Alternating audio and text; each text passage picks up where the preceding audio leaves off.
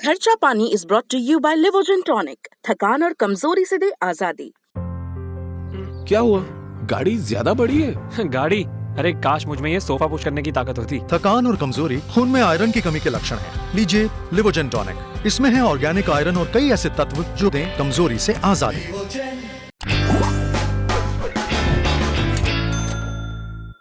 नमस्ते, मेरा नाम है सिद्धांत, साथ में अंशुमान जी। ये है खर्चा पानी। क्या हाल चाल है अंशुमान जी? धन्यवाद सिद्धांत। दर्शकों का स्वागत है। कई लोग लगते हैं कि सिद्धांत हालचाल पूछते हैं तो अंशुमान जी हालचाल नहीं बताते हैं। हालचाल खबरों में खर्चा पानी से पता चलता है हम लोगों का कि क्या हालचाल है। और हालचाल जो है, धर्मेंद्र प्रधान जो पेट्रोलियम मिनिस्टर हैं, जो कुछ समय पहले तक ये बोल रहे थे कि जाड़े में ऐसा होता है, जाड़े में दाम बढ़ जाता है, उन्होंने कल साफ साफ बताया है रिटन जवाब में अपने पार्लियामेंट में कि साहब हमें पेट्रोल डीजल पर टैक्स लगाने से 459% की कमाई हुई है सरकार। जाड़े से ऐसा नहीं होता है, हालचाल ये है कि टैक्स बढ़ने से ऐसा होता है। और जो बात हम लगातार खर्चा पानी में कह रहे हैं कि ये सब तमाम बातें जो बीटिंग अराउंड द बुश बनाई जाती हैं कि अंतर्राष्ट्रीय बाजार की कीमतें और डीरेगुलेशन कब हुआ था, इन सबसे कोई मतलब नहीं। सीधी सीधी पेट्रोल डीजल की महंगाई टैक्स से आ रही है, टैक्स लगाने से आ रही है। और सरकार टैक्स घटाएगी तो महंगाई खत्म हो जाएगी। सरकार के अपने खर्चे, उनके बजट का संतुलन इतना बिगड़ा हुआ है कि वो पेट्रोल डीजल को जैसे निचोड़ रहे हैं, वो बात कल उस जवाब में स्पष्ट रूप से सामने आ गई। आप पिछले एक साल में पेट्रोल डीजल की खपत, पेट्रोल डीजल का उत्पादन और अर्थव्यवस्था की विकास दर, इन तीनों को सामने रखिए और इनके पैरेलल टैक्स की बढ़ोतरी को सामने रखिए तो आपको समझ में आ जाएगा कि पैरेलल क्या। जना मांग है, ना डिमांड है, ना गाड़ियां बिक रही हैं, ना ग्रोथ है, और उसके बाद भी टैक्स बढ़ रहा है। तो बढ़ोतरी, तो कीमतों में बढ़ोतरी कोई ब्रेंट की प्राइस से थोड़ी मान रहे हैं एक तरह से धर्मेंद्र प्रधान प्रकारांतर से कि साहब हमारे टैक्स की वजह है। तो ये बात अगर ये ईमानदारी से मानी जा रही है तो सरकार को कोशिश करना चाहिए कि टैक्स कम करके लोगों को रियायत दे। आगे बढ़ते हैं। आज हमारे पास दो खबरें हैं। पहली खबर 5G से जुड़ी हुई है। कई सारे लोग पूछते रहते हैं सर 5G क्या होगा, कैसे होगा, क्या होगा, उस पर बातचीत करेंगे। दूसरी खबर के बारे में भी आप लोग बहुत पूछताछ करते हैं, क्रिप्टो करेंसी। बैन लगने की बात थी, अब शायद कुछ नया हो सकता है। पहली खबर अंशुमान जी, 5G के रोल आउट के पहले नए कानून आ सकते हैं और जो डिपार्टमेंट ऑफ टेलीकॉम है उन्होंने नेशनल लॉ यूनिवर्सिटी को इंगेज किया हुआ है कि अगले 4 महीने में नई टेलीकॉम पॉलिसी, नई टेलीकॉम लॉ को देखिए, क्योंकि वो इंडियन टेलीग्राफ एक्ट जो 1885 वाला है और इंडियन वायर टेलीग्राफ एक्ट जो 33 वाला है, उन दोनों को अपडेट करने की शायद बात कर रहे हैं वो। और शायद ये, और जो अंशु प्रकाश हैं, अंशु प्रकाश डॉट के सेक्रेटरी, उनका एक बयान उसमें बड़ा मायने रखता है। वो कह रही हैं, वो उनका कहना है कि interface between machine to machine वो गैप से भरा हुआ है, उसको अपडेट करना जरूरी है 5G के रोल आउट के पहले। क्या स्वरूप हो सकता है नए कानूनों का, मैं ये जानना चाहता हूं। ये मेरे हिसाब से बड़ा सुधार है सिद्धांत। और इसकी ज़रूरत दरअसल जब 2G और 3G और 4G आए थे तभी पड़ गई थी। हम भारत में क्या करते हैं, भारत में हमारे ज़्यादातर आर्थिक सुधार पुराने कानूनों के बेस में उसमें नए प्रावधान जोड़कर बनाए जाते हैं, जबकि टेलीकॉम 1885 के टेलीग्राफ एक्ट से कहाँ आ गया और हमने वो पूरा का पूरा कानून ओवरहॉल नहीं किया, पूरे कानून में बदलाव नहीं किया। हुआ ये कि 1885 के टेलीग्राफ एक्ट में सरकार ने अपनी मोनोपोली खत्म की और प्राइवेट सेक्टर को उसमें आने की इजाज़त दे दी, लाइसेंसिंग करना शुरू कर दिया। लाइसेंसिंग के बाद प्राइवेट सेक्टर आया, फिर प्राइवेट सेक्टर गया, फिर डुओपोली आ गई। यहाँ चुनौती 5G के साथ कानूनी चुनौती क्या है, क्यों ऐसा सरकार को करना पड़ रहा है? ये सुधार पहले हो जाना चाहिए था। भारत के टेलीकॉम कानून का पूरा नया आर्किटेक्चर चर्चा के लिए पहले से 2012-13 से भी से और उससे पहले से भी चर्चा में है। और उसके साथ एक नए स्पेक्ट्रम एक्ट की भी बात थी कि एक नए तरीके का स्पेक्ट्रम कानून भी बनाया जाए। ये कानून सरकार की मेज पर पहले से रखे हुए थे, पर ये जो स्ट्रक्चरल रिफॉर्म्स हैं उनसे सरकारें तब तक भागती रहती हैं, ढांचागत सुधारों से तब तक भागती रहती हैं जब तक वो सर पर आकर खड़े ना हो जाएं। 5G के साथ कानून बदलने की जरूरत क्यों है? और हम लगातार खर्चा पानी में जब भी चर्चा करते हैं तो हम कहते रहे कि 5G के आर्किटेक्चर के लिए बहुत सारे बदलावों की जरूरत है। जरूरत इसलिए है क्योंकि अभी जो भारत के कानून हैं वो पर्सन टू पर्सन कम्युनिकेशन के लिए तो कानून बने हुए हैं, पर जब मशीन टू मशीन कम्युनिकेशन होता है, जब आर्टिफिशियल इंटेलिजेंस आएगा, जब इंटरनेट ऑफ थिंग आएगा, जबकि आपका मोबाइल फोन आपके घर के AC को चला सकेगा या आपके गेट पर लगी हुई जो सिक्योरिटी है वो सिक्योरिटी इंटरनेट से जुड़ी हुई होगी और अपने मोबाइल फोन से आप उसको चेक कर सकेंगे। जब कम्युनिकेशन के ऐसे तरीके आएंगे, जब एक मशीन दूसरे मशीन से बात करेगी, तो हमारे पास उसके कानून नहीं है। उसमें बहुत सारे और आयाम हैं जो डेटा सिक्योरिटी से जुड़े हुए हैं, नए तरीके के उपकरणों के इस्तेमाल से जुड़े हुए हैं।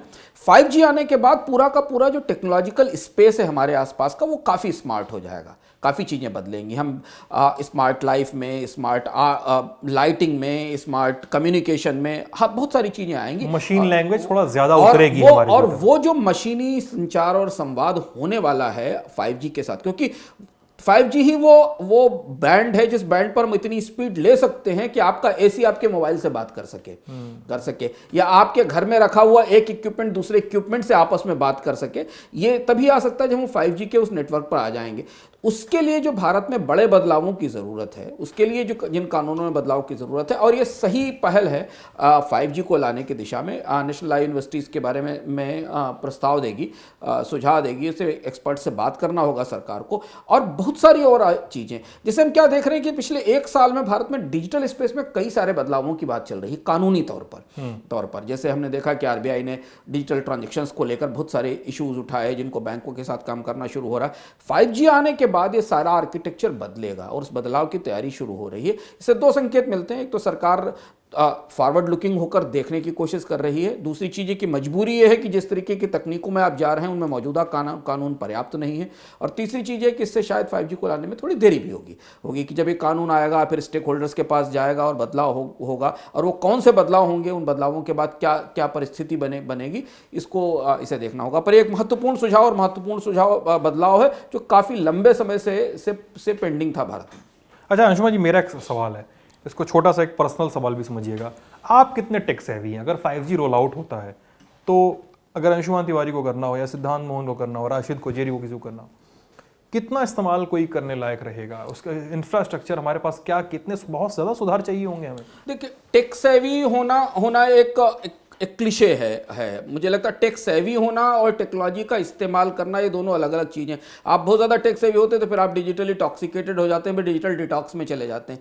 तकनीक का इस्तेमाल सिद्धांत हमेशा हमारी व्यक्तिगत ज़रूरतों के आधार पर, हमारे प्रोफेशन, हमारे लाइफ स्टाइल, हमारे काम करने के तौर तरीक़ों पर होता है। हमारे हाथ में जो मोबाइल फ़ोन है, आपके हाथ में जो मोबाइल फ़ोन है, जेरी के हाथ में जो मोबाइल फ़ोन है, राशिद के हाथ में जो मोबाइल फ़ोन है, हम सारे लोग अपने मोबाइल फ़ोन के कितने फीचर्स इस्तेमाल करते होंगे? जितनी हमारी ज़रूरत है। 60% 70% फीचर तो हम इस्तेमाल ही नहीं करते जो मोबाइल फोन में इनबिल्ट होकर आते हैं, हम उनको खोलते भी नहीं, उनके बारे में जानते भी नहीं। हम जो हमारे काम करने का तौर तरीका, अगर हम एंटरटेनमेंट में हैं, अगर हम क्रिएटिविटी में हैं, तो हम क्रिएटिव एप्लीकेशन और फीचर्स का इस्तेमाल करेंगे। अगर हम न्यूज़ में, डेटा में, एनालिसिस में हैं, तो दूसरे फीचर्स का इस्तेमाल करेंगे। तो तकनीक हमारी अपनी क्षमताओं पर निर्भर करती है, हमारी अपनी ज़रूरत पर निर्भर करती है। एक सामान्य पर्सन भी डेटा का इस्तेमाल कर रहा है, लेकिन वो किसके लिए कर रहा है? वो एंटरटेनमेंट के लिए कर रहा है या थोड़ी बहुत सूचना के लिए कर रहा है। तो हमेशा जब नई तकनीकें आती हैं तो उससे अगर हमारी प्रोडक्टिविटी बढ़ती है, हमारी कमाई के हमारे आय के रास्ते बढ़ते हैं, तो नई तकनीकें ज़्यादा उपयोगी होती हैं। भारत में मोबाइल फ़ोन ने इतनी बड़ी क्रांति क्यों की? कि उसने लोगों के काम करने के तौर तरीके, प्रोडक्टिविटी के तौर तरीके, जिन लोगों के पास, आप उन लोगों के पास भी आज मोबाइल फ़ोन देखेंगे जिनके पास सही कपड़े नहीं है पहनने के लिए, जो रिक्शा भी चलाते हैं, सामान भी ढोते हैं, वो भी क्यों? क्योंकि उन्हें मालूम है कि उससे उनका कनेक्ट रहेगा और उनको बिजनेस आएगा। तो बदलाव जो होंगे वो बदलाव कानूनी तौर पर इसलिए ज़रूरी हैं क्योंकि जब हम कानूनी तौर पर इसमें जाएंगे, जैसे मान लीजिए इंटरनेट ऑफ थिंग्स आता है जिसमें कि हर सामान, हर इलेक्ट्रॉनिक इक्विपमेंट में एक इंटरनेट से कनेक्टिविटी लगी हुई, उसका कानून क्या होगा? मान लीजिए वो डेटा थेफ्ट करती है, आपकी सूचना बाहर ले जाती है, या आपको सही सर्विस डिलीवर नहीं करती, तो आप कहाँ जाएंगे? क्योंकि उसके लिए कोई कानून नहीं। तो वो जो क्रिटिकल गैप्स हैं, उन गैप्स को भरना जरूरी है। 5G आने के बाद बहुत सारे लोग 5G इसलिए लेंगे क्योंकि शायद उनको और हाई स्पीड से अपना डेटा प्रोसेस करना है। बहुत सारे लोगों को बहुत हाई स्पीड से सर्च करना होगा। बहुत सारे लोग आज भी 3G पे काम, थोड़ा सा अभी मतलब बहुत सारे लोग आज भी 3G पे काम कर रहे हैं और उनके जीवन में 3G के साथ काम कर। बहुत सारे ऐसे लोग हैं जिनको केवल वॉइस कम्युनिकेशन चाहिए, जिनको डिजिटल या डेटा कम्युनिकेशन नहीं चाहिए। और यही टेक्नोलॉजी का अलग अलग लेवल होता है। पर हमेशा जब तकनीक आती है तो वो ये देखती है कि तकनीक धीमे धीमे जब उसकी लागत कम होती है तो वो नीचे के लेवल पर आती है। अब जितने लोग आज से 10 या 12 साल पहले डेटा का यूज नहीं कर रहे थे वो सारे लोग आज डेटा का यूज कहीं ना कहीं करने लगे। हाँ, मतलब कानून ही नहीं, बहुत बड़ा इंफ्रास्ट्रक्चरल डेवलपमेंट चाहिए होगा, डेवलपमेंट चाहिए, कॉस्टिंग चाहिए सबसे बड़ी, हाँ, कि उसकी लागत कितनी हो, कीमत कितनी हो। हाँ, तो तब ही चीजें आसान होंगी। और एक शायद जैसा अंशुमान जी कह रहे हैं, एक बड़ा सुधार है। तुम कर लेते हो राशिद अपने सारे फोन के फीचर्स का यूज? नहीं, बस कैमरा यूज करते हैं राशिद। अगली खबर पे चलते हैं, क्रिप्टो करेंसी, बिटकॉइन। बहुत समय से बात हो रही थी कि इंडिया प्रतिबंध लगाएगा सुप्रीम कोर्ट के प्रतिबंध के बाद, और उसके बाद जब सुप्रीम कोर्ट ने जब प्रतिबंध हटाया आरबीआई के बैन के बाद काफ़ी मार्केट ओपन हो गया था। बीते कुछ दिनों से जब से क्रिप्टो करेंसी की बहस फिर से थोड़ी ज़्यादा तेज हुई है तो बातें होने लगी कि इंडिया बैन लगाएगा। शायद ऐसा नहीं भी हो सकता है, क्योंकि ऐसा लग रहा है कि इंडिया एक कैलिब्रेटेड अप्रोच अपनाएगा क्रिप्टो करेंसी के मार्केट को ओपन करने के लिए। मेरे ख्याल से पिछले हफ्ते एक एपिसोड में हम लोग चर्चा कर रहे थे कि इंडिया को अपने मार्केट को और अपनी इकॉनमी को और इस सारे पूरे मनी सिस्टम को थोड़ा और ज़्यादा ओपन करना पड़ेगा। इस पूरी सामुदायिक मुद्रा के साथ खड़ा होना पड़ेगा जो प्रकाश में है इस समय। ठीक है, कैलिब्रेटेड अप्रोच अपनाएंगे। उनका कहना है कि हम आरबीआई एक कॉल लेगा इस पे, कैसे करना है, क्या करना है। क्या होगा वो कैलिब्रेटेड अप्रोच, किधर जाएंगे ये लोग? सिद्धांत, हमें ये लगता है जैसे कि हमें याद होगा कि हम लोगों ने शायद इस साल की शुरुआत में अर्थात में इस पर सबसे पहली बार चर्चा की थी कि भविष्य की मुद्रा क्या है, और तभी हमने इस बात की तरफ इशारा किया था कि सरकार और उसके रेगुलेटर क्रिप्टो करेंसी को लेकर गहरी उलझन में और पशोपेश में है। हाँ, एक तरफ एक रेगुलेटर कहता है कि इसको प्रतिबंध कर देना चाहिए, फिर दूसरा रेगुलेटर कहता है कि नहीं, भारत में हमें कानून बनाकर इसे बंद करना चाहिए, फिर तीसरा रेगुलेटर ये कहता है कि नहीं, इसको थोड़े समय तक चलते देना चाहिए। अब आज हम यहाँ खड़े हैं, एक तीसरा चरण आया है। दो बड़े सरकार के जिम्मेदार अधिकारियों का, एक तो वित्त मंत्री का और उसके अलावा वित्त राज्य मंत्री को के बयान चर्चा में है कि नहीं, जो ये संकेत देते कि शायद सरकार क्रिप्टो करेंसी को बैन ना करे, जो नया बिल लाए उसमें से रेगुलेट करने की कोशिश की जाए, कैलिब्रेटेड ढंग से इस्तेमाल करने की कोशिश की जाए।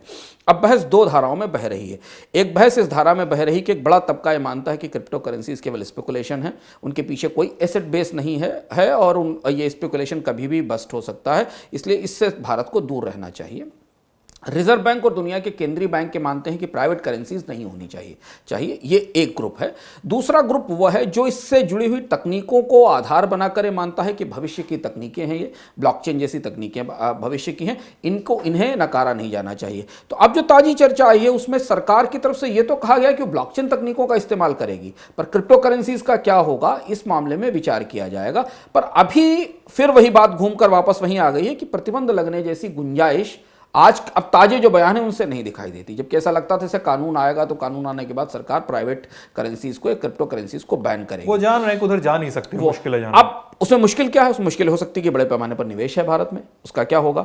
हो सकता है सरकार को ये लगता हो कि क्रिप्टो करेंसीज की एक विंडो खुली रखी जानी चाहिए। बहुत से लोग दुनिया में जो क्रिप्टो करेंसीज का समर्थन करते हैं वो ये मानते हैं कि इसको एक एसेट के तौर पर रहने देना चाहिए, लेकिन फिर भी हम इसे किसी दूसरी एसेट के तौर पर नहीं देख सकते। जो भी परिस्थिति है, कंफ्यूजन नहीं होना चाहिए, भ्रम नहीं होना चाहिए, और हम वो भ्रम लगातार बढ़ता देख रहे हैं। आरबीआई ने कल क्या कहा कि हमने केंद्र सरकार के पाले में गेंद डाल दी। आरबीआई गवर्नर का जो इंटरव्यू छपा हुआ कहता है कि क्रिप्टो करेंसी में केंद्र सरकार को फैसला लेना है। केंद्र सरकार की तरफ से कहा गया कि RBI will take a call, कि आरबीआई को एक कॉल लेनी, तो कॉल तो दोनों रेगुलेटर्स को मिलकर लेनी, दोनों को मिलकर लेनी, और एक स्पष्टता लाने की जरूरत है, कंफ्यूजन खत्म करने की जरूरत है, क्योंकि लोगों ने इसमें निवेश भी कर रखा है, लोग पूरी दुनिया में इसकी ट्रेडिंग हो रही है, उन्हें भी एक स्पष्ट परिस्थिति पता चलनी चाहिए कि भारत क्रिप्टो करेंसीज को कैसे लेगा। एक चीज, और वो इसलिए भी जरूरी है क्योंकि ये कोई जस्ट अनदर टेक्नोलॉजी नहीं है। सिद्धांत, फर्क समझना जरूरी है नॉर्मल टेक्नोलॉजीज के डेवलपमेंट में और एक प्राइवेट करेंसी के डेवलपमेंट में। आप क्रिप्टो करेंसीज में जब इन्वेस्ट करते हैं और जब उसको बाद में जाकर उसे इनकैश कराएंगे तो उसे एक्सचेंजेबल होना चाहिए ना, करेंसी में, लोकल करेंसी में एक्सचेंज होना चाहिए। अगर मान लीजिए आपने क्रिप्टो में अपना इन्वेस्टमेंट सेल किया तो उसको आप इंडियन रूपी में लेंगे, डॉलर में लेंगे, पाउंड में लेंगे, युआन में लेंगे, इसके लिए कानून की जरूरत है, तभी तो वो एक्सचेंज हो सकती है करेंसी। तो अब पूरी दुनिया में क्रिप्टो करेंसीज को लेकर कानूनी विचार मंथन का दौर जारी है, और इसमें एक तरफ से साइड आप बाइनरी नहीं ले सकते क्योंकि अभी ये लंबी बहस चलेगी। बैंकर्स का रुख थोड़ा स्ट्रिक्ट है, रेगुलेटर्स का रुख, सरकारों का रुख थोड़ा सा नरम है, हम वहीं उसके बीच में खड़े हुए हैं। जब एक कानून संसद में आएगा, इस पर बहस होगी, मुझे लगता है कि शायद सरकार अगर चाहेगी तो इसे स्टैंडिंग कमेटी को भेजेगी, उसके बाद हमें समझ पाएंगे कि भारत में क्या होना है। लेकिन फिलहाल प्रतिबंध जैसे संकेत अभी 2-3 ताजे जो सरकारी रुख बयान आए उनसे प्रतिबंध जैसे संकेत थोड़े से कम होने लगे। तो ये था हमारा आज का खर्चा पानी। कैसा लगा आपको ज़रूर बताइएगा हमें वीडियो के कमेंट सेक्शन में। वीडियो अगर यूट्यूब पर देख रहे हैं हमारे यूट्यूब चैनल को सब्सक्राइब कीजिए, फेसबुक पर देख रहे हैं तो फेसबुक पेज को ज़रूर लाइक कीजिएगा, सवाल पूछिएगा, सुझाव दीजिएगा, शिकायत भी कर सकते हैं। मैं हूँ, साथ में अंशुमान जी, जेरी और राशिद। आप ललन टॉप देख रहे थे।